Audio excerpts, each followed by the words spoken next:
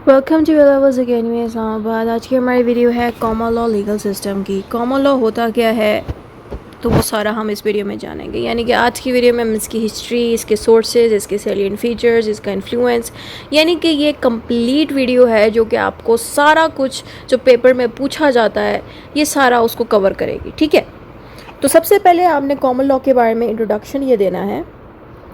The common law legal system originated in England and spread to the countries that were once its colonies. The term common law comes from the medieval ideas that the law applied by the king's court. मैं short करके easy करके समझा देती हूँ। Basically जो common law legal system है ये ईजाद कहाँ से हुआ? इंग्लैंड से हुआ। ये चीज़ आपने लाजमी याद रखनी है। फिर आपने बताना है कि इंग्लैंड से ईजाद हुआ, फिर आहिस्ता आहिस्ता ये स्प्रेड होके मुख्तलिफ कंट्रीज़ में जैसे कि इंडिया और पाकिस्तान में भी आ गया। ठीक है, क्योंकि ज़ाहिर है अगर हम पाकिस्तान स्टडी की अगर हिस्ट्री देखें, अगर आपने पाकिस्तान स्टडी पढ़ी है तो ज़ाहिर है आप लोग भी जानते थे कि ब्रिटिश पीपल ने, इन्हीं अंग्रेज़ों ने इंडिया पे जब कब्ज़ा किया तो ज़ाहिर है उन्हीं का लॉ फिर पाकिस्तान में भी आ गया। ठीक है, अब पाकिस्तान में कैसे आया? ज़ाहिर है पहले इंडिया जो था पाकिस्तान का ही, पाकिस्तान और इंडिया पहले एक ही थे, तो अंग्रेज़ों ने आके, ब्रिटिश लोगों ने आके इंडिया पे कब्ज़ा किया तो वहाँ पे सारा अंग्रेज़ों का ये कॉमन लॉ फैल गया। और जब इंडिया कट होके पाकिस्तान अलग बन गया तो वही पाकिस्तान में भी इंडिया के अंदर जो कॉमन लॉ आया था अंग्रेज़ों का वो पाकिस्तान में भी आ गया। सही है, बिल्कुल वैसे ही। अच्छा, अब आता है हमारे पास the term common law comes from the medieval idea that the law applied by the king's court represents the common customs of the people.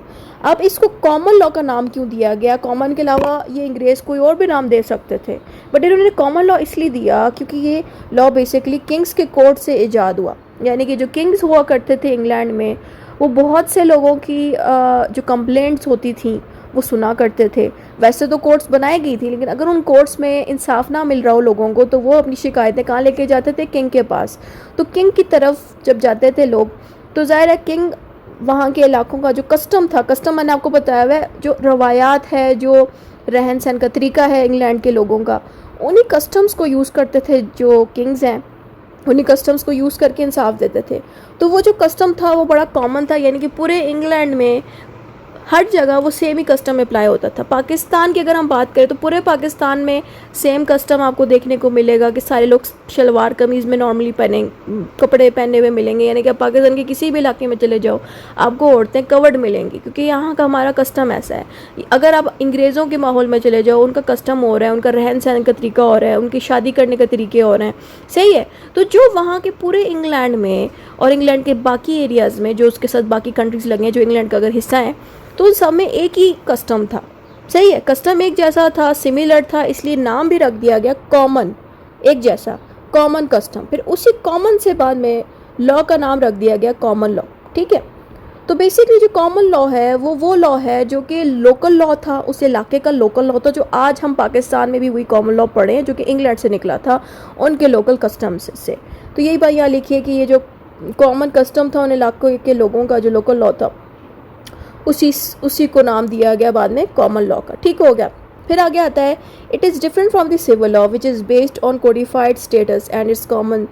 अच्छा, अब आपने बताना है कि सिविल लॉ से ये कॉमन लॉ काफ़ी डिफरेंट है, यानी कि कोडिफिकेशन की अगर हम बात करें तो इसका मेथड डिफरेंट है बिल्कुल।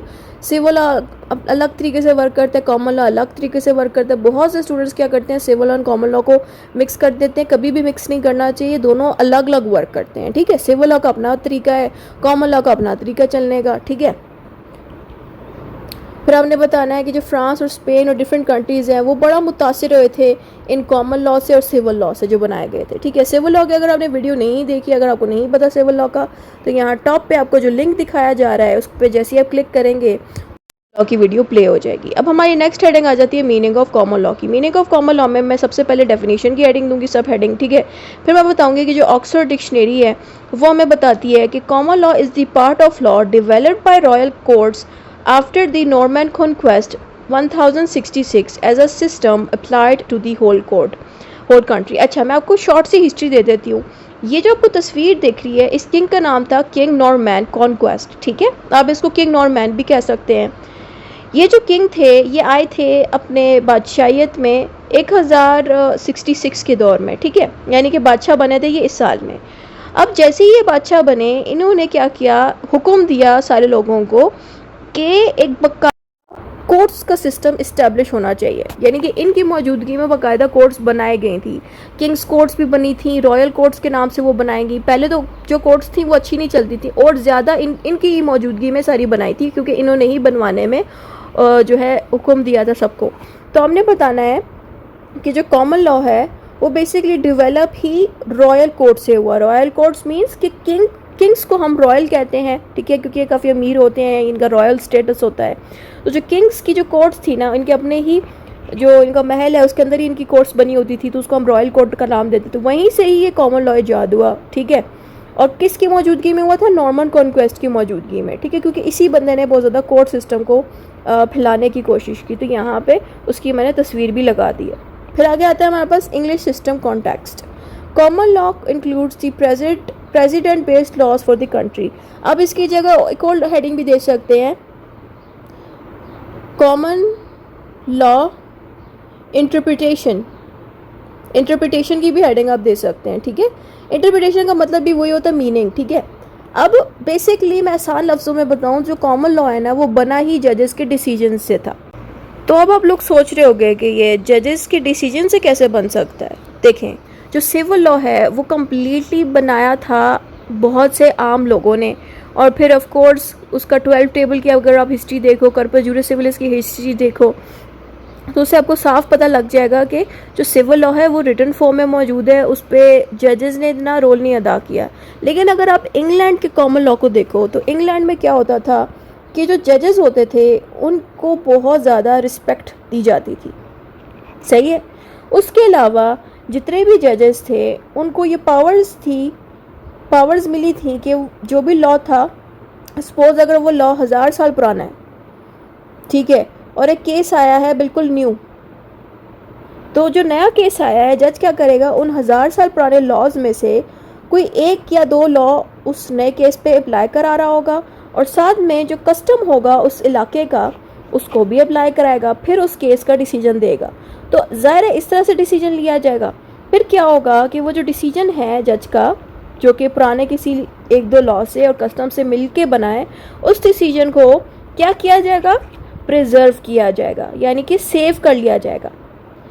अब प्रिजर्व करने के बाद, यानी कि सेव करने के बाद, उस डिसीजन को फ्यूचर के जजेस और फ्यूचर के वकील, फ्यूचर लॉयर्स या फिर जजेस यूज़ करते थे अपने नए केसेस को सॉल्व करने के लिए, ठीक है। अब फिर उन्हीं डिसीजंस को बाद में जो पार्लियामेंट की ब्रांच थी इंग्लैंड के अंदर, पार्लियामेंट की ब्रांच है लेजिस्लेटिव ब्रांच जो लॉज बनाती है, इसी पार्लियामेंट की ब्रांच ने बाद में इसी डिसीजन से, यानी कि जो जजेस के पुराने डिसीजंस थे उनसे लॉज बनाए, ठीक है। अब आपको समझ लगी कि जजेस की पावर्स कितनी ज़्यादा इंग्लैंड में, ठीक है। तो बेसिकली इंग्लैंड का जो ये कॉमन लॉ है वो बना ही जजेस के डिसीजन से था। तो जजेस के जो पुराने डिसीजंस हैं उनको एक ख़ास नाम दिया गया है, उन डिसीजंस को हम कहते हैं प्रेसिडेंट, ठीक है। जजेस के जितने भी पुराने डिसीजंस हैं जिनको महफूज किया गया है उनको प्रेसिडेंट्स कहते हैं। ये बात मैंने 2 दफ़ा इसलिए बोली क्योंकि बहुत से स्टूडेंट्स प्रेसिडेंट्स की जगह इस पर डिसीजन लिख के आ जाता है। हमने डिसीजन नहीं लिखना, हमने प्रेसिडेंट लिखना है। बेसिकली प्रेसिडेंट एक नाम है उन तमाम डिसीजंस का जो कि हज़ारों साल पहले लिए गए थे, ठीक है, और आज भी उनको यूज़ किया जाता है, ठीक है। तो ये अलग से भी सवाल दे सकते हैं एग्जामिनर आपको, तो अलग से कैसे दिया जाएगा। मैं एक और वीडियो बना रही हूँ अपने चैनल पे जिसमें मैं प्रेसिडेंट्स वाला सवाल अटैम्प्ट करूँगी जो कि कॉमन लॉ का ही हिस्सा है, तो उसकी वीडियो मैं यहाँ टॉप पे लगा दूँगी, लाजमी देख लीजिएगा वो वीडियो, ताकि अगर अलग से आ गया अटैम्प्ट करना पड़ जाए तो आपको पता हो कि करना क्या है। अच्छा, अब हम नेक्स्ट हेडिंग पे आ जाते हैं, वो है origin and the historical development. Basically अब हिस्ट्री सारी इसकी स्टार्ट हो गई है। तो सबसे पहले हमने सब हेडिंग इसमें देनी है अर्ली डेवलपमेंट की। इसमें हमने एंग्लो अमेरिकन कॉमन लॉ का नेम देना है कि जो एंग्लो अमेरिकन कॉमन लॉ था develop from the medieval English code. जो एंग्लो अमेरिकन थे उनका जो कॉमन लॉ था वो मेडिवल इंग्लिश से, मेडिवल मैंने आपको पहले ही बताया है हिस्ट्री के लिए, यानी कि कोई भी बंदा जो पुराना हो ना, किसी पुराने इवेंट का आप नाम दे रही हो तो हम मेडिवल का नाम देते हैं। अभी मैंने आपके सामने रोमन्स का जब जिक्र करती थी तो मैं आपको कहती थी एंशंट रोमन्स ने, यानी कि पुराने दौर के रोमन लोगों ने लॉ बनाया, सिविल लॉ, राइट। तो मैंने एंशंट का लफ्ज़ यूज़ किया, एंशंट होता है ओल्ड के लिए। वैसे ही यहाँ एंशंट इंग्लिश सूट नहीं करता तो यहाँ पे हम मेडिवल इंग्लिश भी लिख सकते हैं। मेडिवल का एक और मतलब भी बनता है। मेडिवल का मतलब होता है ऐसा दौर जो थोड़ा दरमियाना हो, यानी कि ज़्यादा पुराना भी नहीं, ज़्यादा नया भी नहीं, तो ये वो वाला दौर है, तब हम मेडिवल यूज़ करते हैं। हम चाहते तो इसके साथ भी एंशिएंट लिख सकते थे, लेकिन जो रोम है ना वो ज़्यादा पुराना है। लाइक रोम के अगर आप लॉज देखो तो उसके अंदर जो साल लिखा हुआ आता है वो 400 सदी 500 सदी बीसी लिखा आएगा। लेकिन अगर आप इंग्लैंड के लॉज देखो तो वो 1000 के बाद वाले सारे आएंगे, यानी कि 1000 बीसी वाले आएंगे, जो कि बिल्कुल आप समझ लें क्रीब का दौर था, इतना पुराना भी नहीं है। लेकिन जो रोम है वो बहुत पुराना है, इसलिए हम रोम के लिए एंशिएंट का लफ्ज़ यूज़ करते हैं, और इंग्लिश लॉज के लिए जो भी आप पढ़े हो इसके लिए हम मेडिवल का वर्ड यूज़ करते हैं, जो कि ज़्यादा पुराना भी नहीं है, ज़्यादा नया भी नहीं है, दरमियाना दौर है, जो कि 1000 सदी के आसपास का। सही है। अच्छा, तो अब आपने बताना है कि मेडिवल इंग्लिश में जो कोर्ट्स बनाई गई थी उसमें से किंग्स बेंच बनाई गई थी। ये वो कोर्ट्स हैं जो कि किंग्स के महलों के अंदर बनती होती हैं, ठीक है। फिर एक्सचेकर की एक ब्रांच बनाएगी। एक्सचेकर भी एक तरह का डिपार्टमेंट था जो कि किंग्स कोर्ट्स के साथ ही था, जिसमें इसी तरह के बंदे बैठे होते थे जो लॉ वगैरह के ऊपर बाकायदा डिसीजंस दिया करते थे। किंग्स के ही बंदे थे यहाँ पे बैठे होते थे। फिर आता था courts of the common please. ये भी एक कोर्ट्स थी जो कि कॉमन लॉ को डील करती थी, यानी कि कॉमन लॉ के अकॉर्डिंग ही डिसीजन देती थी। तो इस तरह की 3 कोर्ट्स थी जो पुराने ज़माने के इंग्लिश से मिली थी। इंग्लिश मीन्स जो इंग्लैंड का जो इलाका था ना पुराने ज़माने का, जो कि मैंने आपको बताया कि ज़्यादा पुराना भी नहीं है, ज़्यादा नया भी नहीं है, मेडिवल टाइम का पीरियड है। तो उस ज़माने में इस तरह की 3 कोर्ट्स थी, जिससे अंग्रेज़ों ने, जो अमेरिकन लोग थे वो बड़ा मुतासिर हुए, तो उन्होंने भी अमेरिका में भी बाद में फिर इस तरह की कोर्ट्स बना दी जो कि इंग्लैंड में बनाई गई थी पहले। अच्छा, फिर आपने बताना है कि these courts replace the local courts with limited jurisdiction and provided uniform justice across the England. यानी कि ये जब 3 कोर्ट्स बनाए गई तो इन 3 कोर्ट्स के बनने से क्या हुआ कि जितनी भी पुरानी कोर्ट्स थी, जितनी भी ओल्ड कोर्ट्स थी इंग्लैंड में, वो ख़त्म करा दी गई। सिर्फ और सिर्फ यही 3 कोर्ट्स स्टार्ट कर दी गई। ये 3 कोर्ट्स इसलिए बनाई गई ताकि सारे लोगों को जो कि इंग्लैंड में रहते थे उन सबको एक जैसी ही जस्टिस मिले। यूनिफॉर्म मीन्स एक जैसी ही जस्टिस मिले। लिमिटेड जुरिस्डिक्शन का मतलब होता है, जुरिस्डिक्शन का मतलब बता दूं पावर्स को कहते हैं, लेकिन सिर्फ और सिर्फ कोर्ट्स की पावर्स के लिए हम जुरिस्डिक्शन का लफ्ज़ यूज़ करते हैं। आप किसी इंसान के लिए जुरिस्डिक्शन नहीं यूज़ कर सकते हैं।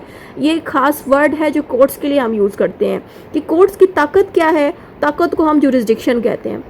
लेकिन जब साथ लिखा है ना लिमिटेड जुरिस्डिक्शन, इसका मतलब ये है कि हर कोर्ट के पास अपनी अपनी ताकतें हैं, लेकिन वो लिमिट में रह के ही उन ताकतों के हिसाब से डिसीजन दे सकती हैं। ताकतें कौन सी होती हैं इन कोर्ट्स के पास? या जैसे कि अगर किंग्स कोर्ट में अगर कोई केस जाएगा, वो केस एक्सचेकर वाला कोर्ट नहीं डील कर सकता, क्योंकि उसके पास वो ताकत ही नहीं है जो कि किंग्स कोर्ट के पास है। तो इस तरह से हर कोर्ट के पास अपनी अपनी ताकत होती है। इसकी आसान एग्जांपल पाकिस्तान की दे देती हूँ कि पाकिस्तान में एक कोर्ट है जो कि क्रिमिनल केसेस डील करती है, तो उसका नाम हम क्रिमिनल कोर्ट रखते हैं। वहीं पर जो दूसरी कोर्ट है वो सिविल केसेस डील करती है, तो वो सिविल कोर्ट है। तो सिविल केसेस की जो कोर्ट्स हैं वो क्रिमिनल कोर्ट में तो नहीं जा सकते, क्योंकि जो क्रिमिनल कोर्ट है उसकी जुरिस्डिक्शन क्रिमिनल वाली है, तो सिविल की जुरिस्डिक्शन सिविल वाली है। तो इसी तरह से इन कोर्ट्स की भी अपनी अपनी जुरिस्डिक्शन है, उसी के हिसाब से इनको वर्क करना होता है।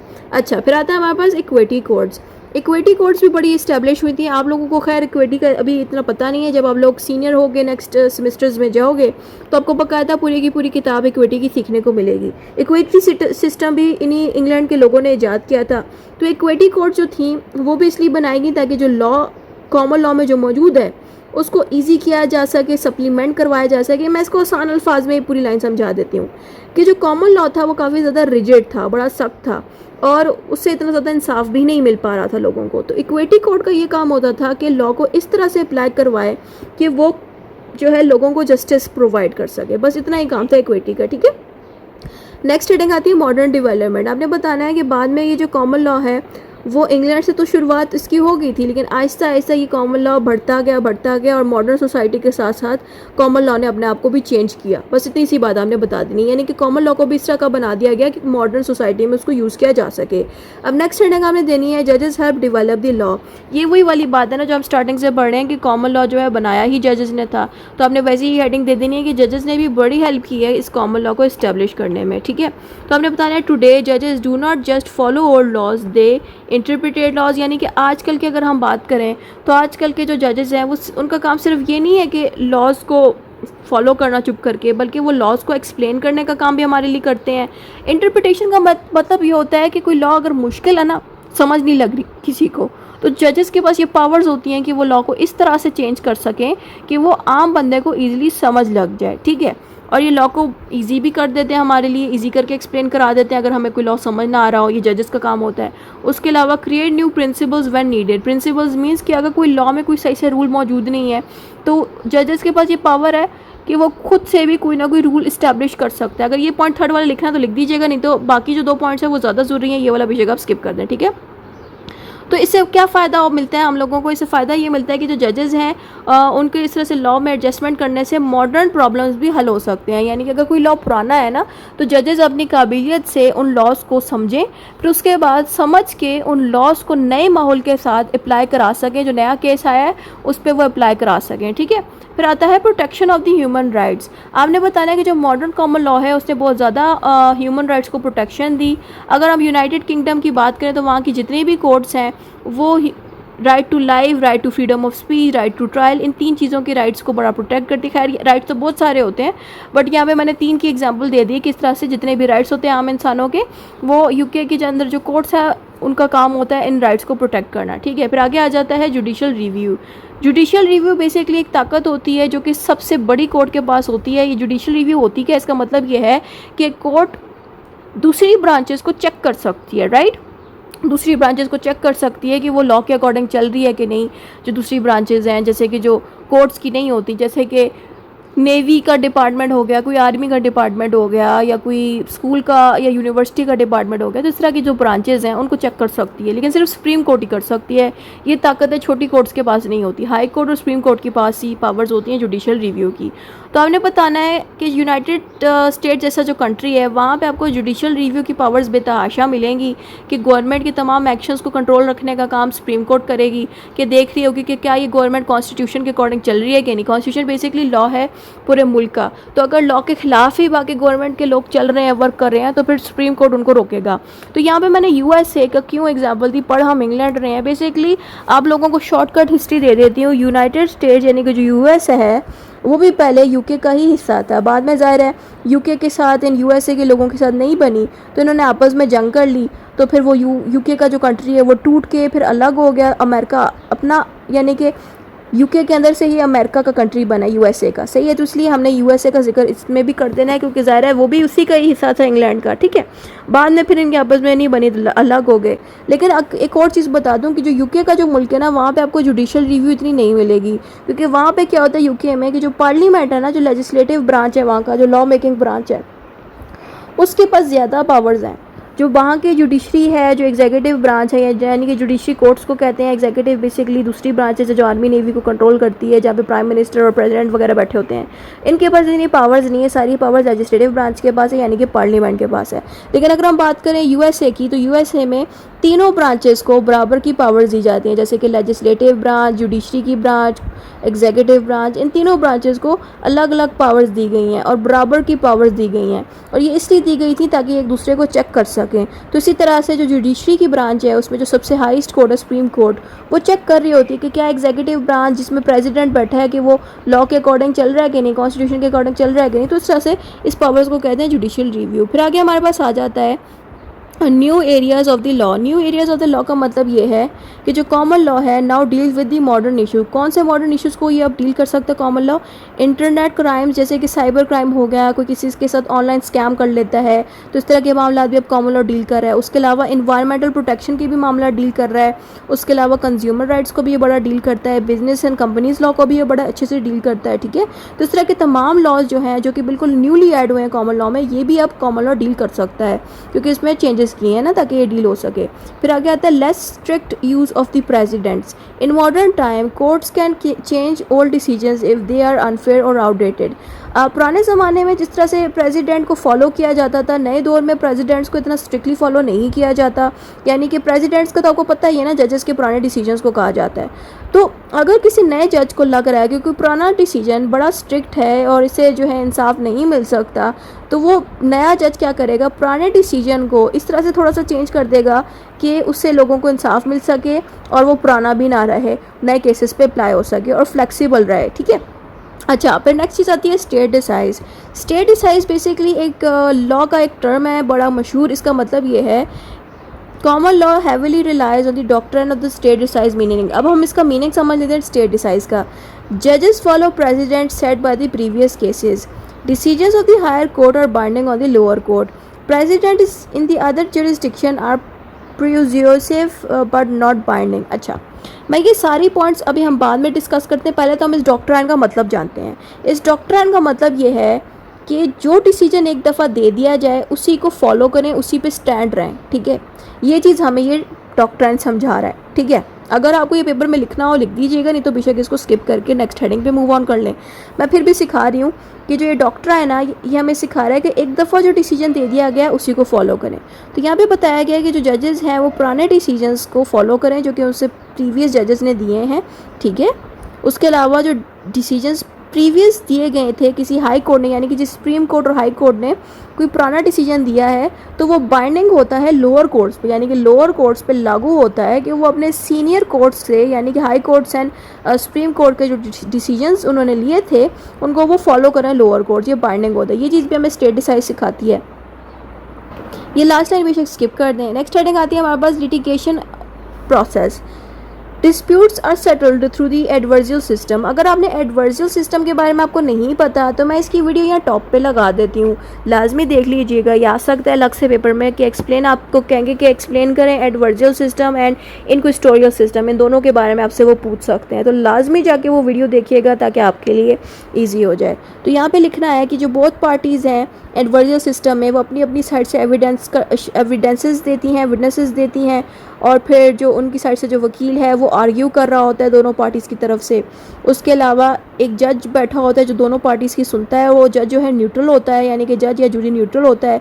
दोनों पार्टीज़ के फैक्ट्स, यानी कि हकीकत क्या थी और लॉ कौन सा अप्लाई होगा, बस जजेस का यही काम होता है। बाकी ज़्यादा एफर्ट वकील ही कर रहे होते हैं, यानी कि एविडेंसेस जमा कराना, विटनेसेस के बारे में बताना, उसके अलावा आर्ग्यूमेंट अच्छे से करना। उसके अलावा जो अपेलेंट कोर्ट है focus on the error of law not facts. उसके अलावा अपेलेंट कोर्ट्स, पहले मैं आपको बता दूं अपेलेंट कोर्ट होती क्या है। अपेलेंट कोर्ट वो कोर्ट्स होती हैं जो कि अपील केसेस को डील करती हैं। जैसे कि अगर आप किसी कोर्ट में गए हो, वहाँ का कोई डिसीजन है जो आपको बिल्कुल भी अच्छा नहीं लगा, तो आप उस डिसीजन के खिलाफ किसी और हाई कोर्ट में या किसी अपेलेंट कोर्ट में जाके अपील करा सकते हो कि मुझे फ़लाँ कोर्ट का फ़लाँ डिसीजन नहीं पसंद आया। तो वो जो अपेलेंट कोर्ट होती है वो फिर आपके उस केस में चेकिंग करती है कि क्या उस केस में लॉ सही से अप्लाई हुआ था कि नहीं, सही है। तो अपेलेंट कोर्ट का काम ही यही होता है कि जो ऑलरेडी डिसीजन लिया गया है उसी को ही ये डील करती है, चेकिंग वगैरह करती है, ठीक है। ये चीज़ भी कॉमन लॉ में मौजूद है। फिर आता है salient features of the common law. अब कॉमन लॉ के सेलिएंट फीचर्स के ऊपर अक्सर सवाल पूछा जाता है कि आप बताएं कि कॉमन लॉ की सेलिएंट फीचर्स क्या होती हैं। तो सबसे पहले हमारे पास हेडिंग आती है कोड मेड लॉज। कि पहली बात तो ये आप सभी जानते हैं कि कॉमन लॉ को कोर्ट्स ने बनाया, जजेस ने बनाया, प्रेसिडेंट्स बनाया उसके। तो वही हेडिंग हमने देनी है कि कोड मेड लॉज, कि जितने भी कॉमन लॉ है वो बना ही जुडिशियल डिसीजन से था।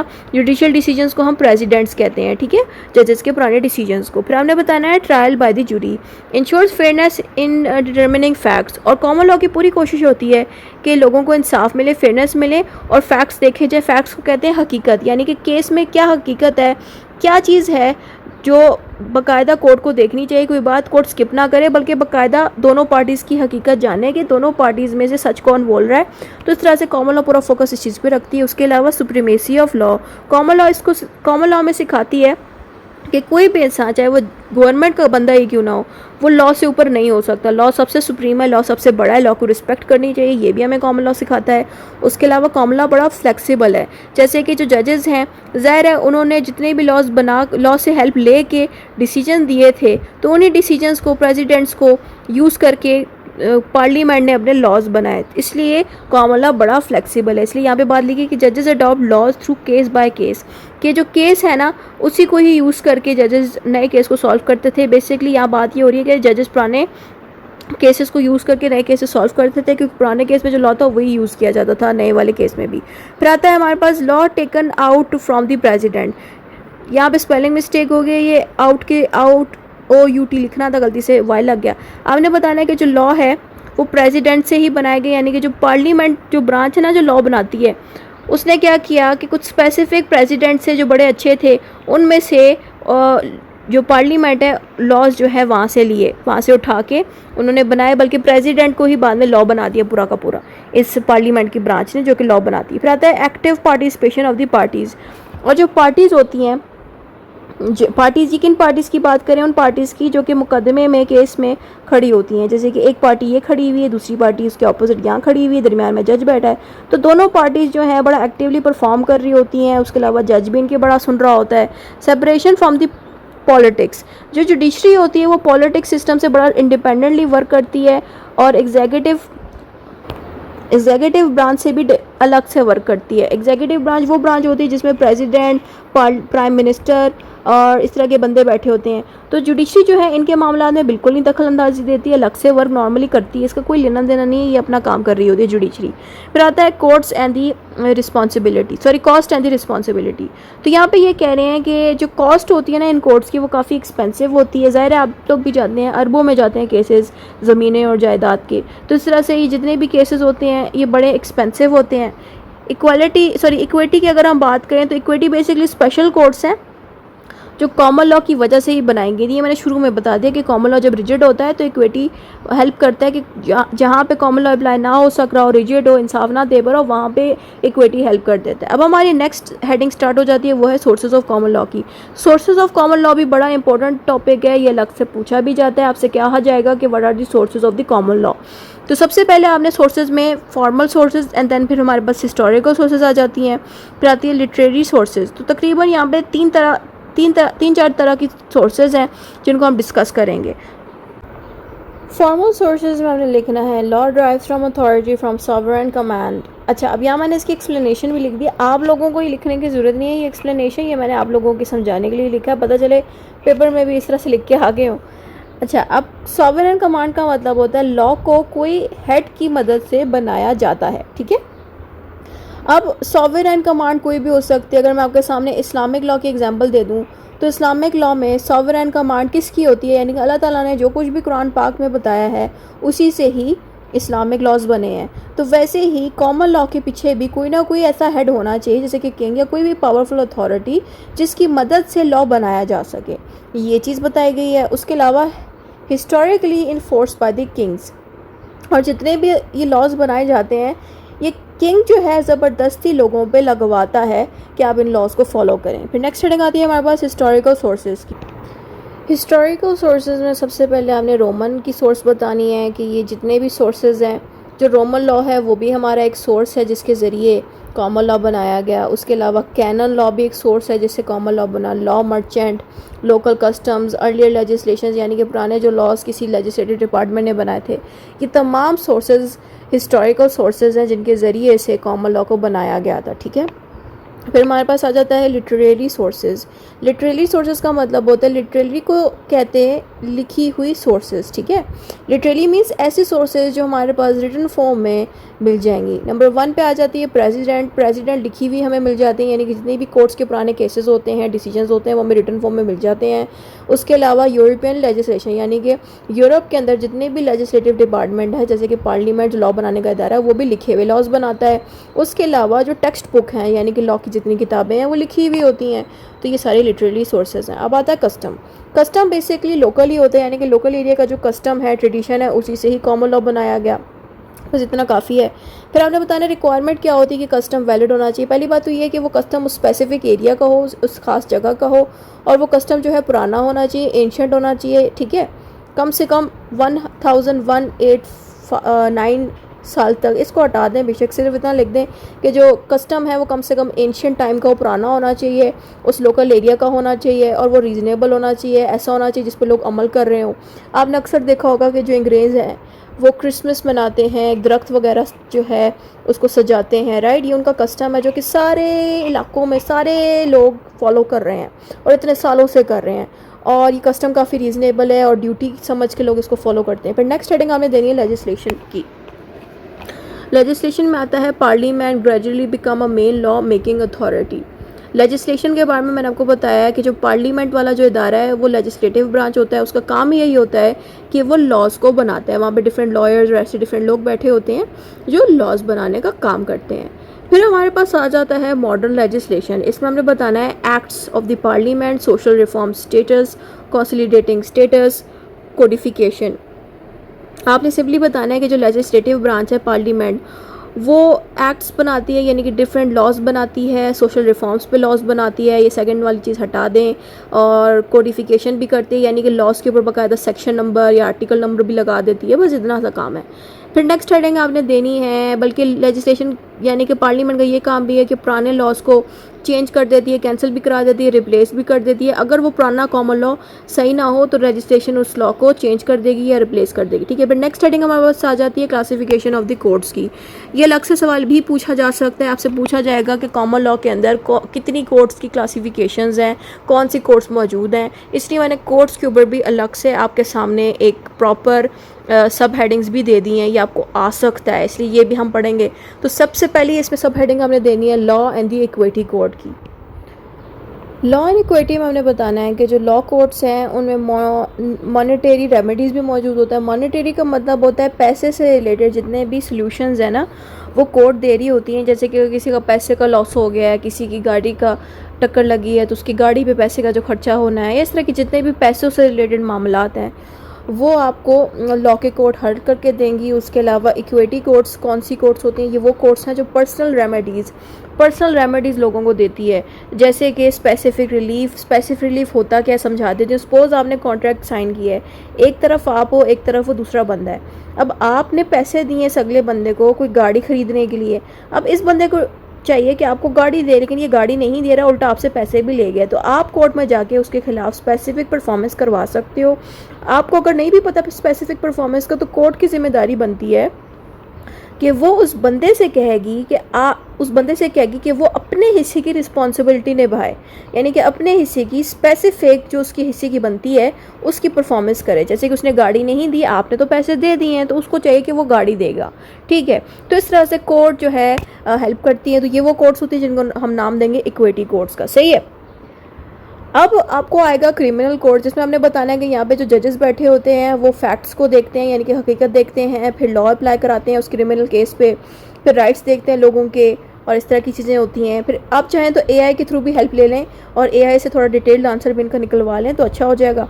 अपेलेंट कोर्ट के अंदर आपने बताना है कि जो अपेलेंट कोर्ट है वो बेसिकली ये वो कोर्ट्स होती हैं जिनके पास आप जाते हो ये कह के कि पुरानी किसी और कोर्ट ने आपका जो केस है उसका डिसीजन सही नहीं दिया, तो फिर वो जो अपेलेंट कोर्ट है वो उस डिसीजन को देखेगी कि क्या उसमें लॉ का कोई एरर तो नहीं है, लॉ गलत तरीके से तो नहीं यूज़ किया गया। फैक्ट्स पे नहीं देखती, फैक्ट्स मीन्स कि केस में क्या होता है उस चीज़ को नहीं देखती, बल्कि लॉ क्या यूज़ किया गया उसके ऊपर देखेगी कि क्या वो लॉ ठीक है कि नहीं।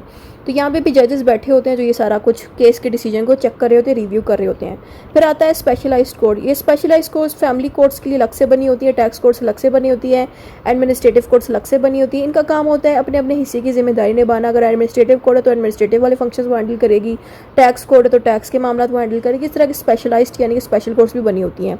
उसके अलावा हाउस ऑफ लॉर्ड्स, बेसिकली जो पार्लियामेंट है यूके की, वहाँ का जो सबसे ऊपर वाला हाउस, जैसे कि यहाँ पाकिस्तान की एग्जांपल दे देती हूँ कि पाकिस्तान में जो पार्लियामेंट बनी है उसमें एक सेनेट की ब्रांच है और एक नेशनल असेंबली की। नेशनल असेंबली लोअर होती है, सेनेट की ब्रांच अपर हाउस होता है, अपर ब्रांच होती है पार्लियामेंट की। वैसे ही यूके के अंदर जो पार्लियामेंट है उसमें जो ऊपर वाली हाउस है उसका नाम है हाउस ऑफ लॉर्ड्स, और जो निचला वाला हाउस है उसका नाम है हाउस ऑफ कॉमन्स। जो छोटी है जो अपर वाली हाउस है उसका नाम है हाउस ऑफ लॉर्ड्स। तो वहाँ पे भी जो बंदे बैठे होते हैं वो हाई कोर्ट के जजेस का रोल भी अदा करते हैं। ठीक है, अपील कोर्ट्स में।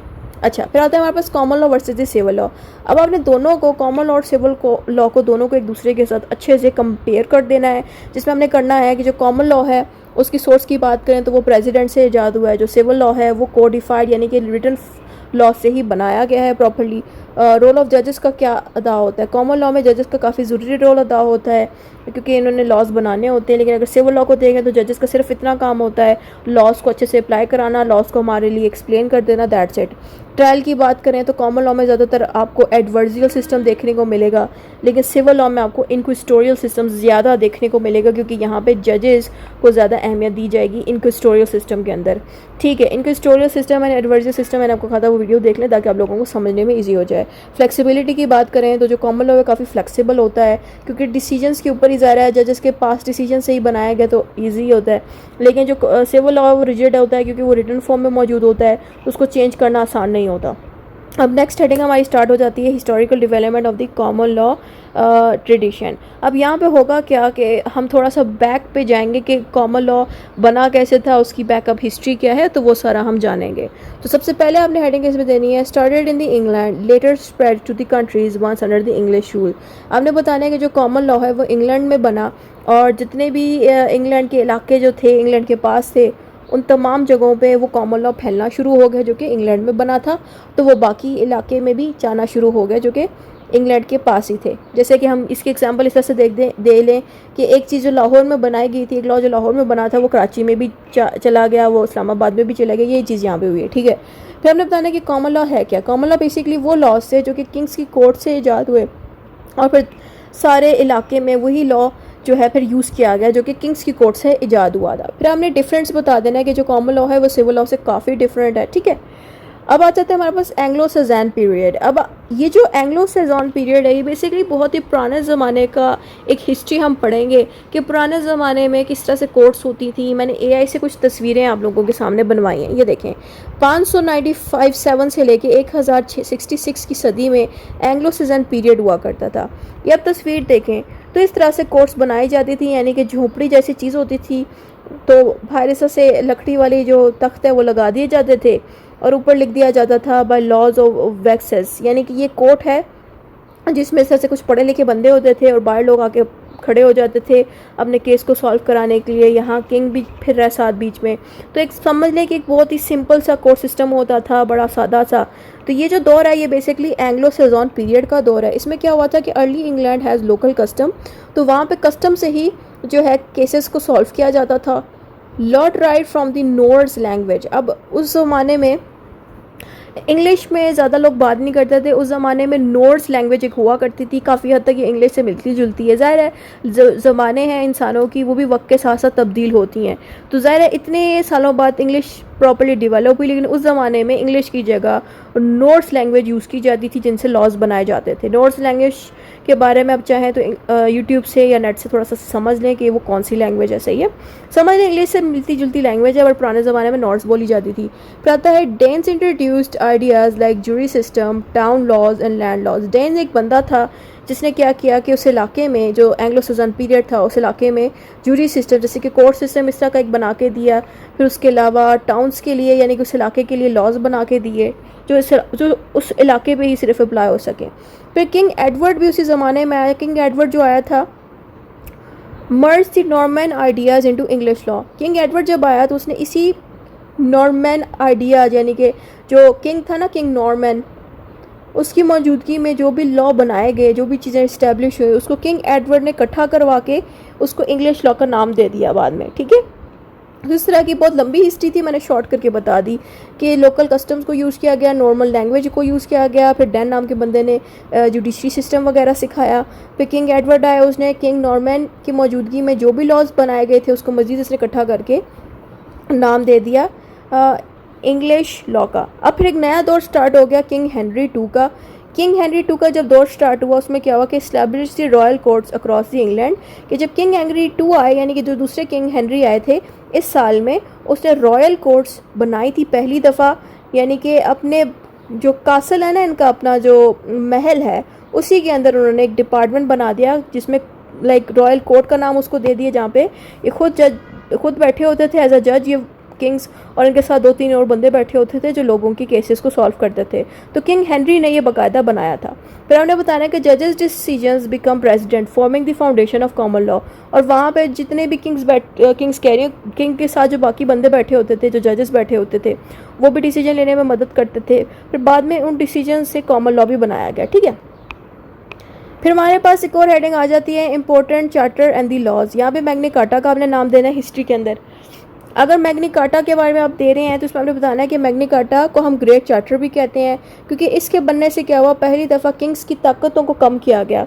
ये हमारे लिए इतना इंपॉर्टेंट क्यों है, क्योंकि ये एक आम इंसान ने यानी कि आम जो लोग थे पार्लियामेंट के, जो अमीर लोग थे, उन्होंने ही ये डॉक्यूमेंट बना के किंग्स की ताकत को ख़त्म किया। अब कौन सा वो किंग था, कैसे ताकत ख़त्म हुई, उसके बारे में आपने जानना है। तो यहाँ पे लिखना है 1215 में, यानी कि ये जो साल था इसमें किंग जॉन हुआ करता था। ये किंग जॉन इस तरह से साइन करा मैग्ना कार्टा पे।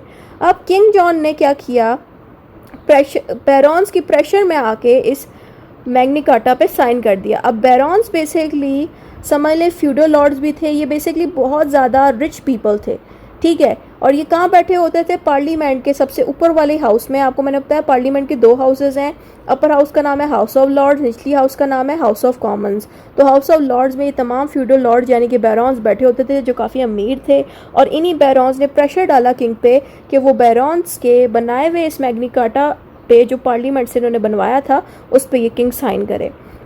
अब पॉइंट्स क्या थे इस मैग्ना कार्टा के? पॉइंट्स ये थे कि किंग को भी चाहिए कि वो भी लॉ को ओबे करे, और किंग को चाहिए कि वो खाम खा बहुत हैवी टैक्स बगैर बैरॉन्स की परमिशन के लोगों पे नहीं लगा सकता। और राइट्स टू फेयर ट्रायल का मतलब ये है कि पहले ये होता था ना कि किंग जॉन या कोई भी किंग होता था, बगैर कोर्ट के केसेस या कोर्ट की तरह दोनों पार्टीज़ की सुने बगैर ही लोगों को पनिशमेंट के लिए जेलों में सालों के लिए डाल देता था किंग। तो वो सिस्टम किंग का ख़त्म करवा दिया इस मैग्ना कार्टा ने कि अब दोनों पार्टीज़ की सुनी जाएगी, फिर ही उनको सज़ा मिलेगी। उसके अलावा किसी भी बंदे को बगैर कोर्ट के प्रोसीजर स्टार्ट किए जेल में नहीं डाला जाएगा। ये बात यहाँ बताएगी। इंपॉर्टेंस क्या अब आपने हेडिंग देनी है। इंपॉर्टेंस में हमने बताना है first step towards the rule of law and the human rights. ये मैग्ना कार्टा क्यों इतना इंपॉर्टेंट है? क्योंकि इसी मैग्ना कार्टा ने रूल ऑफ लॉ जैसे बड़े कॉन्सेप्ट को ईजाद किया और ह्यूमन राइट्स के कॉन्सेप्ट को ईजाद किया। अब आप लोग सोच रहे होंगे कि इसमें ह्यूमन राइट का जिक्र क्यों है? क्योंकि हुआ ये था कि जो किंग जॉन था वो बड़ा सख्त था, गुस्से वाला बंदा था। उसको जो जंग लड़ रहा था किसी बंदे से, सही है, बंदा नहीं कहूँगी बल्कि किसी मुल्क के साथ वो जंग लड़ रहा था किंग जॉन। तो जंग के लिए सारे पैसे चाहिए होते हैं, बंदूकें और वेपन्स और बम ब्लास्ट वगैरह के लिए बंदूकें चाहिए होती हैं, और ये सारे पैसे लगते हैं, सारे ऐसे तो नहीं आएंगे। तो फिर किंग जॉन ने क्या किया कि जो बैरॉन्स रह रहे थे वो बड़े अमीर थे, उन पर ज़्यादा टैक्स लगा दिया, जिस पे बैरॉन गुस्से में आ गए। तो बैरॉन्स ने फिर अपनी तरफ से इस तरह से पार्लियामेंट में ही बैठे होते थे सबसे ऊपर हाउस में, तो उन्होंने इस तरह से एक बड़ा सा एग्रीमेंट टाइप चीज़ बनाई और किंग से कहा कि इसको साइन करो। किंग को ये चीज़ अच्छी नहीं लगी और इन्होंने तमाम बैरॉन्स को उठा के जेल में डाल दिया। अब जैसे ही बैरॉन्स को इस किंग ने जेल में डाला तो सारे इलाके में इंग्लैंड में बात फैल गई कि किंग तो बड़ा कमीना है और बुरा इंसान है, बैरॉन्स को इस तरह से अचानक से जेल में डाल दिया। तो जिसकी वजह से इस किंग की काफ़ी बेइज्जती होना शुरू हो गई, क्योंकि ऑलरेडी इसके पास पैसे नहीं थे जंग के, ऊपर से इसके अपने इलाके में इसकी बेइज्जती हो गई। तो किंग को मजबूर होकर बैरॉन्स की बात माननी पड़ गई और उस डॉक्यूमेंट पे साइन करना पड़ा। फिर इस डॉक्यूमेंट को नाम दे दिया गया मैग्ना कार्टा का, क्योंकि ये पहला डॉक्यूमेंट था जिसने किंग्स की सारी ताकतों को ख़त्म करा दिया। जैसे कि कौन सी ताकत है कि किंग जो है किसी भी बंदे को ऐसी जेल में नहीं डाल सकता, किंग जो है हैवी टैक्सेस नहीं लगा सकता, किंग जो है बगैर सुने किसी भी बंदे को जेल में नहीं डाल सकता। इस तरह की तमाम लिस्ट आपको इस मैग्ना कार्टा की मिल जाएगी इसमें। अच्छा, अब हमारे पास एक और किंग की हिस्ट्री आ जाती है, वो है किंग एडवर्ड वन की। किंग एडवर्ड वन ने स्टेट्यूट्स ऑफ द वेस्टमिनिस्टर्स 1275 में ईजाद करवाया था। इस स्टेट्यूट ऑफ वेस्टमिनिस्टर में ऐसा क्या था? इस डॉक्यूमेंट में बेसिकली लीगल सिस्टम के बारे में तमाम चीज़ें मिली थी, जैसे कि इस डॉक्यूमेंट में आपको तमाम लोगों के राइट्स और तमाम वो चीज़ें मिलेंगी, ठीक है। इस तरह की बस एक लाइन भी, 2 लाइन भी आप दे दें काफ़ी है। फिर उसके अलावा 14th सेंचुरी स्टार्ट हो जाती है जिसमें सोशल चेंजेस बड़े आए थे। अच्छा, अब ये वो दौर था जिस वक्त बहुत ज़्यादा लोगों की जाने जाने लग गई। ये बिल्कुल वैसा ही था दौर जैसे कि कोविड आया था पाकिस्तान में 2019 में, 2018 से 19 में जैसे कि पाकिस्तान में कोविड आया और बहुत सारे लोग फौत हुए, बिल्कुल वैसे ही जो 14th सदी थी उस वक्त भी बहुत लोग फौत हुए। तो उस दौर को नाम दिया गया ब्लैक डेथ, ठीक है। ये ब्लैक डेथ का दौर था। अब इस दौर में ऐसा हुआ क्या था कि laws regulated wages and labour. तो ज़ाहिर है बहुत से लोग एक बीमारी से, एक फ्लू टाइप चीज़ से, उससे बहुत ज़्यादा लोग मरने लग गए थे, जिसकी वजह से बहुत से मज़दूर हैं वो डर के मारे जॉब पे अप्लाई ही नहीं करते थे, कहीं जाके जॉब ही नहीं करते थे कि हमें बीमारी ना लग जाए। तो जो किंग था, उस किंग ने जब देखा कि कोई भी बंदा आके जॉब नहीं करा, तो उन्होंने वेजेस एंड लेबर लॉज जो है सड़कों के बिल्कुल सेंटर पे, आप तस्वीर देखें, सड़कों के बिल्कुल सेंटर में बाकायदा किंग ने एक बोर्ड लगा दिया ताकि जितने भी गरीब लोग हैं वो ये बोर्ड देखें। और इस बोर्ड में बाकायदा लिखा गया कि जो भी मज़दूर हमारे साथ जॉब करेगा, काम करेगा, हम उसको डबल पे देंगे, यानी कि जितनी एक आम मज़दूर की पे होती है उसे डबल पे देंगे। अब बहुत से मज़दूर ज़ाहिर है नहीं जाना चाह रहे थे, क्योंकि उनको पता है कि उन लोगों की जानें जा रही थी, इससे लोग मर रहे थे और दफनाया जा रहा था उनको। बट जब उन्होंने पैसे देखे कि ज़्यादा पैसे दिए जा रहे हैं, तो कुछ ना कुछ मज़दूर चले गए थे ये जॉब करने के लिए, यानी कि नॉर्मल मजदूरी वाली जॉब थी जो वो लोग नहीं करना चाह रहे थे। अच्छा, फिर आपने बताना है इन दी 14th सेंचुरी दी पीसेंट्स बेसिकली वो जो फार्मर्स होते हैं ना, किसान टाइप बंदे जो इस तरह से खेती बाड़ी करते हैं, वो अनहैप्पी थे because they work very hard and were paid very little. और जो फार्मर्स उन्होंने कहा हम खुश नहीं हैं क्योंकि उनको पैसे कम दिए जाते थे और ज़्यादा मेहनतें ये लोग करते थे। तो ब्लैक डेथ भी ज़ाहिर है उस वक्त बेतहाशा हो रही थी, तो जो वर्कर्स थे कम हो गए, किसान भी कम पड़ गए, यानी कि जितने भी पेशेंट्स थे ये कम हो गए। इन्होंने सीधा कह दिया कि हम जो है मज़ीद फसलें नहीं उगवाएंगे और मज़ीद जो है हेल्प नहीं करेंगे। They rebelled against the rich lords and unfair rule. इन्होंने जो है खड़े हो गए, ये सारे जो फार्मर्स थे और गरीब लोग खड़े हो गए किंग्स के ख़िलाफ़। उन्होंने कहा कि ये लोग ज़्यादती कर रहे हैं हम पे, हमें पैसे भी कम दे रहे हैं और हमारे साथ अनफेयर ट्रीटमेंट हो रही है। फिर क्या हुआ, बिकॉज ऑफ दिस रिवॉल्ट और इस लड़ाई की वजह से क्या हुआ कि जो गवर्नमेंट है, जो किंग था ना और जो गवर्नमेंट सिस्टम था, उन्होंने न्यू लॉज बना दिए। न्यू लॉज में ये लिख दिया control how much worker should be paid, कि पैसे कितने दिए जाएंगे उसी हिसाब से वर्कर्स को रखें। Make rules about who could use the land, और ज़मीनें कौन से लोग यूज़ कर सकते हैं। Protect patients from being treated unfairly, और जो किसान हैं उनको गलत ट्रीटमेंट से रोका जाए, उनके साथ सही ट्रीट किया जाए, उनको पे भी सही दी जाए। तो इस तरह की तमाम तफसीलात आपको इस 14वीं सदी में देखने को मिलेगी। फिर एक नया दौर स्टार्ट हो गया 15वीं सदी से लेके 17वीं सदी का। इसमें हमने बताना है कॉमन लॉ ग्रोथ की, कि ये वो दौर था जिसमें कॉमन लॉ बेतहाशा बढ़ने लग गया, क्योंकि उस वक्त सर एडवर्ड कॉक बहुत मशहूर हुए थे। इन्होंने law is above the king, इन्होंने ये कॉन्सेप्ट बड़ा मशहूर करा दिया कि जो लॉ है वो किंग से भी ऊपर है, ठीक है। फिर उसी ज़माने में हबी करबस का एक्ट बनाया गया। हबी करबस का मतलब है कि किसी भी बंदे को इलीगल तरीके से अरेस्ट नहीं किया जाएगा। वैसे हिस्ट्री बड़ी लंबी होती है, मैंने टू द पॉइंट करके बातें सारी बताई हैं। इन्फ्लुएंस ऑफ द फिलोसफर्स और डिफरेंट फिलोसफर्स जैसे कि थॉमस हॉब्स, जॉन लॉक, ये मशहूर बंदे भी आना शुरू हो गए। इन्होंने भी बहुत ज़्यादा लॉज को मशहूर किया। थॉमस हॉब कहता है कि strong king to maintain order, कि किंग को इतना स्ट्रॉन्ग ज़रूर होना चाहिए कि उसके बनाए हुए लॉज पे लोग अमल करें। जॉन लॉक कहता है natural rights law protects freedom, कि लोगों के पास कुदरती राइट्स होते हैं, लॉ की ड्यूटी बनती है उन कुदरती राइट्स को प्रोटेक्शन दे लॉ, ठीक है। ये बातें हमें जॉन लॉक सिखा रहा है। तो इस तरह के ये जो बंदे थे इनकी बातों को बहुत लोगों ने जो है सुना और इन पे अमल किया। फिर नेक्स्ट हेडिंग आती है बिल ऑफ राइट्स की, जो कि आया था 1689 में।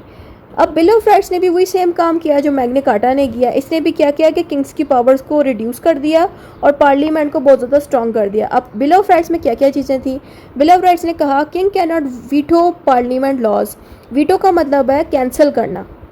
तो किंग के पास पहले पावर होती थी पार्लियामेंट के बनाए हुए लॉज को कैंसिल करने की, लेकिन बिल ऑफ राइट के आने से क्या हुआ कि किंग जो है अब पार्लियामेंट के बनाए हुए लॉज को कैंसिल नहीं कर सकती, यानी कि वीटो नहीं कर सकती। फिर आ जाता है free elections, free speech in parliament, कि प्रॉपर इलेक्शन होने चाहिए फ्री, और स्पीच भी पार्लियामेंट फ्रीली दे सकती है, यानी कि पार्लियामेंट के मेंबर्स फ्रीली बातचीत कर सकते हैं, किंग की इन्वॉल्वमेंट की ज़रूरत नहीं है वहाँ पे। Know army in peace time without parliament approval, और यहाँ पे बताया गया कि किसी भी आर्मी से जंग नहीं करवाई जाएगी जब तक कि पार्लियामेंट से किंग अप्रूवल नहीं लेगा। उसके अलावा नो क्रूअल पनिशमेंट्स और अनफेयर फाइन्स, और किंग्स को मना किया गया है कि वो किसी भी बंदे को पनिशमेंट नहीं देगी बेवजह, और ख़ासतौर पे जो सख्त पनिशमेंट है क्रूअल पनिशमेंट जिसको कहते हैं वो नहीं दी जाएगी। अब हमारे पास थोड़ी बहुत इंट्रोडक्शन आ गई है structure of the courts in the common law legal system. अब यहाँ से हम क्या करने लगे हैं, स्ट्रक्चर पढ़ने लगे हैं कॉमन लॉ लीगल सिस्टम का, कि कॉमन लॉ के अंदर कोर्ट्स के क्या क्या स्ट्रक्चर है। ये ऑफ कोर्स इसके ऊपर क्वेश्चन आता है, जो हमने ऊपर थोड़ी देर पहले पढ़ा था ना, इक्विटी कोर्ट्स और बाकी कोर्ट्स, वो पोर्शन भी आप उठाएं तो इसमें डाल सकते हैं, ठीक है, क्योंकि इसके ऊपर पूरा क्वेश्चन अक्सर पेपर में पूछा जाता है। आपसे पूछेंगे कि what is the structure of the common law court. आपने एक शॉर्ट इंट्रोडक्शन देना है जिसमें हमने बताना है कि ये जो कॉमन लॉ कोर्ट का स्ट्रक्चर है ये सारा जुडिशल प्रेसिडेंट पे चल रहे हैं, यानी कि कॉमन लॉ कोर्ट सारी के सारे जुडिशल प्रेसिडेंट्स पे चलती हैं। जजेस interpreted laws and deliver justice, और जजेस का काम होता है इन कोर्ट्स में कि वो लॉज को समझाएं, आसान करें और लोगों को इंसाफ दें। ये जो कॉन्सेप्ट है ये इंग्लैंड, यूएस और कनाडा में यूज़ होता है। अब जुडिशरी का सिस्टम कैसा है यहाँ पे वो आपने थोड़ा सा एक्सप्लेन आउट कर देना है। जुडिशरी के अंदर आपने सबसे पहले डेफिनेशन ये देनी है कि जुडिशरी एक ब्रांच है, यानी कि कोर्ट्स के बारे में बताया जा रहा है कि कोर्ट्स का काम होता है लॉ को इंटरप्रिटेट करना, यानी कि लॉ को इस हद तक आसान करके देना कि हम जैसे आम लोग भी जो है समझ सकें उन लॉज को, ठीक है। यानी कि जजेस का ये काम होता है कि वो लॉज को इस हद तक इंटरप्रिटेट करें कि समझ आ सकें और कोशिश करें कि लोगों को इंसाफ दें। ये काम होता है जुडिशरी का। जो जजेस होते हैं उनको चाहिए कि वो ऐसे एक्ट करें आर्बिट्रेट्स ऑफ द लॉ, इसकी जगह आप ये भी कह सकते हैं कि जजेस का काम होता है कि वो लॉ को प्रोटेक्शन दें और लॉज की मदद से डिस्प्यूट्स लोगों के सॉल्व करें, और जो लॉ है उसको इंटरप्रिटेट, जो हमने ऊपर बता दिया बात, उसी के बारे में दोबारा यहाँ लिख दी कि लॉ को इंटरप्रिटेट करें, यानी कि लेजिस्लेशन को इंटरप्रिटेट करें, ये काम जजेस का होता है। फिर आता है appointment and the removal of जजेस। आपने बताना है कि जो ये जजेस हैं इनको तब चूज़ किया जाता है जब इनका एक्सपीरियंस इतना होता है, ठीक है, यानी कि अगर ये अच्छे लॉयर्स रहे हुए हैं तभी इनको जजेस रखा जाता है। अगर हम इंग्लैंड की बात करें तो वहाँ पे कोई भी जज सबसे पहले एक बैरिस्टर होता है, उसके बाद ही उसको जज की पोस्ट पे बिठाया जाता है। जब वो एक एग्ज़ाम पास करे और काबिल हो तभी उसको रखा जाता है। फिर आता है public advertisement and the merit based selection in some positions. और कुछ और भी ऐसी पोस्टें हैं जजेस की जहाँ पे बाकायदा एडवर्टीजमेंट आती है, यानी कि इश्तिहार आता है, वहाँ पे फिर ये लोग जजेस अपने आप को अप्लाई करवाते हैं और मेरिट बेस्ड के हिसाब से इनकी सिलेक्शन होती है। हाई कोर्ट के जो जजेस होते हैं उनको पार्लियामेंट या क्वीन रिमूव करवा सकती है अगर वो जजेस हाई कोर्ट के बहुत ही सीरियस मिसबिहेवियर करें, यानी कि गलत बिहेव करें, तो उसको पार्लियामेंट या फिर किंग या क्वीन निकलवा सकती है। Independence protected to ensure fairness and impartiality. Independence and judiciary को इसलिए दी गई ताकि ये लोगों को इंसाफ दे सकें और इनमें कोई खामखा दखल ना दे। फिर नेक्स्ट हेडिंग आती है judicial independence and immunity. Independence की बात करें तो जो जुडिशरी है पॉलिटिकल प्रेशर से बिल्कुल आज़ाद है, पॉलिटिक्स के लोग इन पे प्रेशर नहीं डालते, ना ही अपने पसंद के डिसीजंस इन जजेस से करवा सकते हैं, ये इंडिपेंडेंटली वर्क करती है। इम्यूनिटी की बात की जाए, can not be sued for judicial actions. अब जजेस को ये नहीं कह सकते कि हम आपको कोर्ट लेकर जाएंगे क्योंकि आपने गलत फैसला किया, क्योंकि जजेस के पास ये इम्यूनिटी है। इम्यूनिटी मीन्स ये आज़ादी है कि वो अपनी ताकत में रहते हुए अपनी जुडिशरी की पावर्स को यूज़ करके डिसीजन जैसा भी देंगे, अगर उनका डिसीजन गलत भी होगा ना तब भी लोग उनको चैलेंज नहीं कर सकते, ठीक है, क्योंकि जजेस अपने सोच समझ के मुताबिक ही फैसला दे रहे हैं। तो लोगों को कोई राइट नहीं बनता कि वो जजेस को जाके चैलेंजेस करें या कहेंगे नहीं हम आपको कोर्ट ले जाएंगे, जबकि जजेस तो खुद ही डिसीजन दे रहे होते हैं कोर्ट में। अच्छा, फिर आगे आता है रिटायरमेंट एजेस। आम तौर पे 75 एज होती है रिटायरमेंट की। तो हमने बताना है कि जो Lord of appeal in order वाले जो कोर्ट है ये जजेस की बेसिकली बताया गया है कि जो जज है जो अपील कोर्ट्स में बैठे होते हैं उनकी 75 एज होनी चाहिए। जो जजेस अपील की दूसरी कोर्ट में बैठे होते हैं उनकी भी 75 होनी चाहिए। जो हाई कोर्ट के जजेस हैं उनकी भी 75 होनी चाहिए। सर्किट कोर्ट के जो जजेस हैं उनकी भी 75 तक रिटायरमेंट हो जाती, नहीं तो कभी कभी 72 में भी रिटायरमेंट होती है। जो रिकॉर्डर है जो कि जजेस के साथ वैसे ही बैठे होते हैं, सारे जजेस के साथ जो रिकॉर्ड करे होते डाटा, उनकी 72 में रिटायरमेंट हो जाती है। रूल्स एंड ड्यूटीज़ ऑफ जजेस। जजेस का क्या ड्यूटी और क्या रोल बनता है आपने बताना है कि जजेस जो है सुपरवाइज करता है ट्रायल को, यानी कि सारी चीज़ें चेक करता है, लॉ को इंटरप्रिटेट करता है, गाइड करता है सब लोगों को, और तमाम मामलात की डिसीजन दे रहा होता है, चाहे वो केस सिविल केसेस का हो चाहे वो क्रिमिनल केस हो, इन तमाम केसेस को जजेस ही डील करते हैं। कंट्रीब्यूट्स टू लॉ रिफॉर्म्स, उनकी कोशिश होती है लॉ को बाकायदा अच्छा बनाया जा सके। जुडिशियल ऑफिसर्स, अब यूके के अंदर कौन कौन से जजेस हैं और वो कौन कौन सी कोर्ट्स में बैठते हैं उनके बारे में यहाँ पे बताया गया है। तो सबसे पहले आता है Lord chancellor. Lord chancellor basically high court का जज होता है, ठीक है, ये हाई कोर्ट में बैठा होता है। फिर आता है लॉर्ड चीफ जस्टिस, ये क्वीन बेंच, यानी कि ये जिस कोर्ट में बैठा होता है उसका नाम है क्वीन बेंच, ठीक है। फिर आता है मास्टर ऑफ द रोल्स, ये सिविल कोर्ट्स में बैठे होते हैं जजेस। फिर आते हैं president of the family division, ये वाले जो जजेस हैं ये फैमिली कोर्ट्स में बैठे होते हैं। वाइस चांसलर, ये चांसरी डिवीजन यानी कि चांसलर कोर्ट्स में बैठे होते हैं। चांसलर कोर्ट वो इक्विटी कोर्ट को हम चांसलर कोर्ट भी कहते हैं। Lord justice of appeal, high court जजेस एंड सर्किट जजेस, रिकॉर्डर्स, डिस्ट्रिक्ट जजेस, ले मैजिस्ट्रेट्स।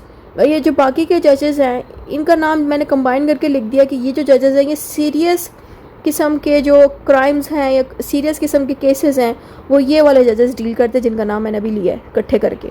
फिर हमारे पास आ जाती हैं टाइप्स ऑफ कोर्ट्स। तो हमारे पास डिफरेंट टाइप्स ऑफ कोर्ट्स आ जाती हैं। सबसे पहले आ जाती है सुपीरियर कोर्ट। सुपीरियर कोर्ट का मतलब है सबसे ज़्यादा हाई कोर्ट, इनसे बड़ी कोई कोर्ट मौजूद नहीं है। तो सबसे पहले नंबर पे आती है हमारे पास सुप्रीम कोर्ट। सुप्रीम कोर्ट सबसे हाईएस्ट कोर्ट होती है, काफ़ी इंपॉर्टेंट है क्योंकि सिविल एंड क्रिमिनल केसेस दोनों डील करती है। कोर्ट ऑफ अपील की अगर हम बात करें तो ये एक अपील कोर्ट होती है जो कि हाई कोर्ट और क्राउन कोर्ट, यानी कि जो यूके के अंदर जो हाई कोर्ट और क्राउन कोर्ट है ना वही दोनों अपील कोर्ट्स हैं, ठीक है, जो अपील के केसेस भी डील कर रही होती हैं। फिर आगे आता है हाई कोर्ट्स। अब हाई कोर्ट की मजीद 3 कोर्ट्स हैं। अब हाई कोर्ट की एक कोर्ट का नाम है डिवीजन बेंच, दूसरी का नाम है चांसरी कोर्ट, तीसरी का नाम है फैमिली कोर्ट्स। तो जो क्वींस बेंच है, चांसरी कोर्ट है, फैमिली कोर्ट, ये तमाम कोर्ट्स बेसिकली हाई कोर्ट का ही हिस्सा हैं, ठीक है, जो कि इस अपने अपने काम के मामला हैंडल करती है। फिर आती है हमारे पास इन्फीरियर कोर्ट्स। इन्फीरियर कोर्ट्स में जो थोड़ी सी छोटी होती हैं हाई कोर्ट से, यानी कि ऊपर जो हमने पढ़ी ना, उससे थोड़ी ये छोटी होती हैं। इसमें आती है मैजिस्ट्रेट कोर्ट्स, जिसमें मैजिस्ट्रेट्स बैठे होते हैं जो कि छोटे छोटे क्राइम के मामलात, फैमिली के थोड़े बहुत मामलात और यंग लोगों के, जो टीनेज पर्सनस होते हैं उनके क्राइम से रिलेटेड मामला हैंडल करती है। फिर काउंटी कोर्ट भी मौजूद है, जिसका काम होता है सिविल डिस्प्यूट्स और large claims go to the high court, यानी कि सिविल केसेस यही डील करती है। लेकिन अगर कोई सिविल केस काफ़ी हैवी है, यानी कि उसमें पैसा बहुत ज़्यादा है, तो फिर वो केस अपने आप ही हाई कोर्ट में शिफ्ट हो जाता है, क्योंकि हर कोर्ट के पास जितनी ताकत है उसी में रह के ही वो डिसीजन दे सकती है और पैसों के मामला उस केस के हिसाब से हैंडल करती है। अगर वो पैसा अगर सपोज उस लैंड पे सिविल कोर्ट के अंदर जो केस आया है, अगर उस ज़मीन के ऊपर बेतहाशा कोई पैसे लगाने हैं या कुछ भी, तो वो अगर काउंटी कोर्ट ना कर सके तो अपने आप ही वो केस हायर कोर्ट को रिकमेंड कर दिया जाता है कि ये जो लोअर कोर्ट है इसके पास इतनी पावर्स यानी कि जुरिसडिक्शन नहीं है, तो आप इसको हैंडल करें।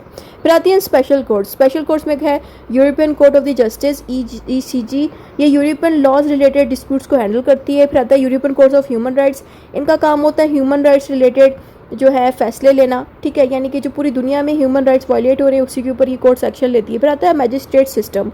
जो ले मैजिस्ट्रेट्स हैं उनका काम होता है कि माइनर ऑफेंसेस यानी कि छोटी मोटी जो डकैती हो जाए, चोरी हो जाए, डकैती हो जाए, उसको ये हैंडल कर लेती है। उसके अलावा प्रोफेशनल मैजिस्ट्रेट का काम होता है कि वो प्रोफेशनल बड़े केसेस, मुश्किल केसेस हैंडल करती है। आमतौर पे जो प्रोफेशनल मैजिस्ट्रेट के जो कोर्ट्स हैं वो आपको लंदन में मिलेंगे। फिर आते हैं civil and criminal courts. Civil and criminal courts में हमने बताना है कि जो सिविल कोर्ट्स हैं वो आमतौर पे इंडिविजुअल एंड ऑर्गेनाइजेशन के केसेस डील करते हैं। ऑर्गेनाइजेशन में कोई कंपनी या कोई भी इदारा है उसके केसेस डील करता है। अगर क्रिमिनल कोर्ट की अगर हम बात करें तो क्रिमिनल कोर्ट में ज़्यादातर क्राइम्स के ऊपर पनिशमेंट्स मिल रही होती हैं। हाई कोर्ट की अगर हम बात करें तो हाई कोर्ट के जो जजेस हैं वो कॉमन लॉ एंड इक्विटी दोनों को यूज़ करके अपने केसेस को सॉल्व कर सकते हैं, ठीक है। Expansion of the common law in USA, India and Pakistan, इसके ऊपर भी अलग से सवाल आया हुआ है पेपर में। पुराने जो पेपर्स थे ना, जो एनुअल वाला था, उसमें इसी तरह से आपको कॉमन लॉ दिया जाएगा और आपसे कहा जाएगा कि कैसे common law USA, India and Pakistan में फैला और थोड़ा उसके बारे में हमें तफसीली से डॉक्यूमेंट दें। तो उसके ऊपर ये पूरा पोर्शन है। आपने करना क्या है, सबसे पहले आपने यूनाइटेड स्टेट्स का इसमें जिक्र करना है। आपने बताना है कि ये जो कॉमन लॉ है वो बाकायदा यूनाइटेड स्टेट में अडॉप्ट किया गया और बहुत सारे कॉमन लॉ की जो कोर्ट्स हैं, कॉमन लॉ के जो लॉज हैं वो अमेरिका यानी कि USA में भी वैसे ही फॉलो किए जा रहे हैं। जैसे कि इंग्लैंड में कॉमन लॉ के अंदर जो प्रेसिडेंट्स हैं ना उनको फॉलो किया जाता है, बिल्कुल वैसे ही अमेरिका के अंदर भी सेम प्रेसिडेंट्स को फॉलो किया जाता है। फिर उसके अलावा फेडरल सिस्टम जो है आपको यूनाइटेड स्टेट्स में मिलेगा। अमेरिका में फेडरल सिस्टम मौजूद है और सेपरेशन ऑफ पावर्स मौजूद है, जो मैंने शुरू में ही बता दिया था कि USA में legislative branch, executive branch, judiciary separate work करती है, यानी कि इनके पास सेपरेशन ऑफ पावर है, अलग से वर्क कर सकते हैं। इंग्लैंड की बात करें, जो UK है जहाँ से कॉमन लॉ बना, वहाँ पे सेपरेशन ऑफ पावर इतनी नहीं है। वहाँ पे सारी पावर पार्लियामेंट के हाथ में होती है। जुडिशरी और बाकी ब्रांचेस उसके बगैर एक्शन नहीं ले सकती, उनको परमिशन चाहिए होती है पार्लियामेंट की। लेकिन USA की बात हो रहा है, वहाँ पे सेपरेशन ऑफ पावर की वजह से सारी ब्रांचेस अलग वर्क करती हैं। लेकिन कुछ स्टेट्स ऐसी थी जहाँ पे आपको civil law and common law mix मिलेगा। वो स्टेट कौन सी है? वो स्टेट है लुइजियाना जो स्टेट है अमेरिका की, वहाँ पे आपको civil law and common law का कॉम्बिनेशन देखने को मिलेगा। इंडिया की अगर हम बात करें तो जाहिर है हम सब जानते हैं कि इंडिया में भी अंग्रेज़ों ने आके कब्ज़ा किया और अपना कॉमन लॉ वो इंडिया में ले आए। और कौन सा वाला कॉमन लेके आए थे? एडवर्जियो सिस्टम को लेके आए थे। तो कॉन्स्टिट्यूशन जो बनाया गया था इंडिया में पहला, उसमें भी आपको अंग्रेज़ों का ही कॉमन लॉ मिलेगा। उसके अलावा हमारा जो कॉमन लॉ है उसमें आपको इंडिया का रिलीजन और कल्चर के हिसाब से भी कॉमन लॉ चेंज होके, यानी कि ऐसा नहीं हम कह सकते कि 100% अंग्रेज़ों वाला ही कॉमन लॉ इंडिया में लगा है। ज़ाहिर है जैसा इंडिया का कल्चर है, जैसा यहाँ के कस्टम है, उसके साथ कॉमन लॉ मिक्स होके जो है बनाया गया था इंडिया के अंदर भी। तो इसी तरह से कॉमन लॉ इंडिया में आया और जो कोर्ट्स हैं वो भी डेवलप हुई। तो उसमें कोर्ट्स में भी इन्वायरमेंटल लॉ, कंज्यूमर प्रोटेक्शन, तमाम लॉज डाले गए कि ये सारे मामला ही हैंडल कर सके कोर्ट। पाकिस्तान की अगर हम बात करें तो पाकिस्तान में भी एज यूजुअल एडवर्जरी सिस्टम ही चलता है। और पाकिस्तान में ऑफ कोर्स इस्लामिक लॉ का भी बहुत ज़्यादा इंपॉर्टेंट रोल अदा होता है, जो कि फैमिली इनहेरिटेंस के मामला डील कर सके। कॉन्स्टिट्यूशन जो बनाया गया उसका भी यही काम था कि जुडिशरी को इंडिपेंडेंस मिले कॉन्स्टिट्यूशन के बनने से, और जुडिशरी को कहा गया कि वो इस्लामिक लॉज को भी फॉलो करे और एडवर्जरी सिस्टम के अकॉर्डिंग चले। तो कोर्ट्स जो है वो प्रेसिडेंट को फॉलो तो करती है, बट वो पूरी कोशिश करती है कि इस्लामिक लॉ के अकॉर्डिंग ही हो। यानी कि पाकिस्तान में यूके की तरह प्रेसिडेंट पे भी अमल किया जाता है, लेकिन हमारा मेन फोकस होता है कि इस्लाम के मुताबिक ही वो प्रीवियस डिसीजंस होने चाहिए, तभी उन पे अमल किया जाएगा, क्योंकि हमारा इस्लामिक स्टेट है कंट्री पाकिस्तान। अब फीचर्स आपने बताने हैं इस कॉमन लॉ के। फीचर्स ये हैं कि कॉमन लॉ ने एडवर्जर सिस्टम के बारे में बताया, जिसमें दोनों पार्टीज़ की मौजूदगी होती है, उनकी तरफ से वकील होते हैं जो कि कोर्ट में आर्ग्यूमेंट कर रहे होते हैं, और जज जो है दोनों पार्टीज़ की सुनता है। जुडिशल प्रेसिडेंट्स की बड़ी इंपॉर्टेंस होती है यहाँ पे कि हाई कोर्ट्स के जो डिसीजंस होते हैं वो बाइंडिंग होते हैं लोअर कोर्ट पे। और हाइब्रिड सिस्टम आपको देखने को मिलता है, यानी कि कोई भी ऐसा मुल्क नहीं है जिस पर सिर्फ और सिर्फ कॉमन लॉ अप्लाई हो रहा हो। हर मुल्क में सिविल लॉ भी आपको मिलेगा, कम्बिनेशन रिलीजियस लॉ का कम्बिनेशन भी आपको मिलेगा, ठीक है। जैसे कि पाकिस्तान और इंडिया, इनकी एग्जांपल ले लें तो यहाँ पे आपको मिक्सचर मिलेंगे डिफरेंट लीगल सिस्टम के, यानी कि हाइब्रिड लीगल सिस्टम का कॉन्सेप्ट देखने को मिलेगा। अगर आपको हाइब्रिड लीगल सिस्टम का मतलब नहीं पता तो हाइब्रिड लीगल सिस्टम की भी मैं वीडियो लिंक यहाँ पे लगा देती हूँ, आप जाके लाजमी देख लीजिएगा। फिर हमारे पास आ जाता है पाकिस्तान कॉन्स्टिट्यूशनल डेवलपमेंट। इसमें हमने बताना है कि जो पाकिस्तान है उसमें प्री इंडिपेंडेंस यानी कि आज़ादी से पहले पाकिस्तान में जब पाकिस्तान बना नहीं था तो अंग्रेज़ों ने आके कब्ज़ा किया हुआ था इन सालों में, और गवर्नमेंट सिस्टम अपने हिसाब से बना के चले गए। जब पाकिस्तान आज़ाद हो गया तो पाकिस्तान में जितने कॉन्स्टिट्यूशंस बनाए गए थे आज़ादी के बाद, ये 3 कॉन्स्टिट्यूशंस बनाए गए थे इन सालों में, उसके अंदर भी ज़ाहिर है कॉमन लॉ ऐड होना शुरू हो गया। फिर उसके अलावा जुडिशियल रोल और जो कोर्ट्स के सिस्टम, कोर्ट्स जो बनाई गई थी वो भी ज़ाहिर है कॉमन लॉ के अकॉर्डिंग तो चलती है, लेकिन इस्लाम का भी बड़ा ज़रूरी रोल अदा होता है। बाकी ये लास्ट पॉइंट बेशक स्किप कर दें, फिर हमारे पास कंक्लूजन आ जाता है। जो भी आपने ऊपर पढ़ा वो शॉर्ट करके कंक्लूजन में लिख देना। इतना ही था इस वीडियो में। खुदा हाफिज़।